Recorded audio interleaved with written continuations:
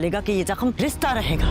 मैं बहुत जल्द शेर जमान को वहाँ से हिफाजत से निकलवाने में कामयाब हो जाऊंगा। हमें जो भी करना है बहुत जल्दी करना है। मैं नहीं चाहती इस बात की भनक भी पड़े बदर जमान को। शेर उनकी आखिरी उम्मीद है, उनकी नस्ल का वारिस है। खत्म कर दो शेर को। बाबा मेरी शेर की जान ले ले। मैंने उसकी दवा की डोज बढ़ा दी थी, वो तड़प रहा था, उसके मुंह से झाग निकल। ड्रामा सीरियल शेर में व्यूवर्स अब कहानी एक नए मोड़ में दाखिल हो चुकी है। एक तरफ तो फजर समरा को बुलाती है ताकि हम मिलकर शेर की जान बचा सकें, और समरा कहती है कि हमें तहमीना भाभी से बात करनी होगी। वो उससे मिलने के लिए जाती हैं और उसको सब बता देती हैं कि कैसे बदर शाह दौलत के लालच में शेर को जहनी मरीज ताहयात रखना चाहता है।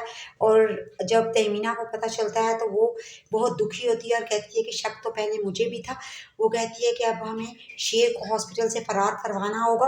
आप फजर और समरा खुश होती हैं कि एटलीस्ट हमने तहमीना को सब कुछ बता दिया, अब वो शेर के लिए कुछ ना कुछ ज़रूर करेंगी। और उधर तहमीना अपने बाबा के पास जाती है क्योंकि वो बदर शाह से इस बारे में बात करना नहीं चाहती, और जाके कहती हैं कि शेर को इस तरह से हरासा किया जा रहा है, उसे ज़हनी मरीज़ बनाया जा रहा है, हमें जल्द अज जल्द उसे वहाँ से निकालना होगा।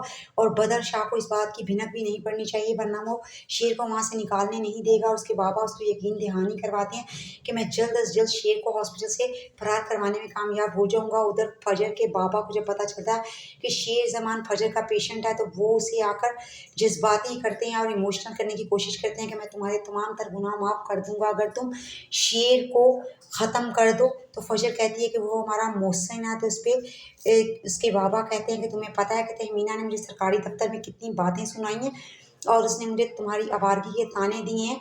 बस अब तुम अपने गुनाह इसी सूरत में धो सकती हो कि तुम उस शख्स की जान ले लो ताकि उसकी सारी प्रॉपर्टी ट्रस्ट को चली जाए और तहमीना जो इतना उछल रही है उसका गरूर खाक में मिल जाए।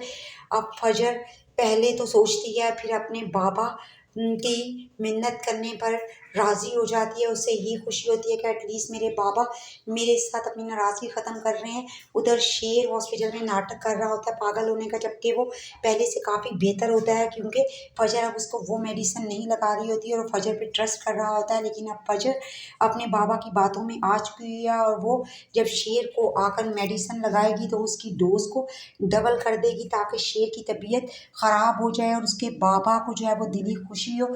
और वो ऐसा ही करती है और शेर की तबीयत उसी वक्त बिगड़ना शुरू हो जाती है। और शेर को भी महसूस होता है कि फजर ने कुछ ऐसा किया है क्योंकि पहले तो उसकी मेडिसिन की डोज से मेरी तबीयत इस तरह से ख़राब नहीं होती थी और उसकी तबीयत बहुत ख़राब हो जाती है और वो बहुत कराहने लगता है दर्द से। और फजर खुद भी डर जाती है और घर आके अपने बाबा से डरी सहमी हुई कहती है कि मैंने बाबा शेर की डोज डबल कर दी और उसकी तो जान ख़त्म होने के करीब थी और वो तड़प रहा था, मैंने उसकी जान ले ली। और उसका बाबा कहता है कि शाबाश, तूने मेरी बेटी होने का हक़ अदा कर दिया है। लेकिन फजर को तो रात भर सुकून नहीं आता और वो टहलती रहती है कि शेर के साथ क्या हो रहा होगा।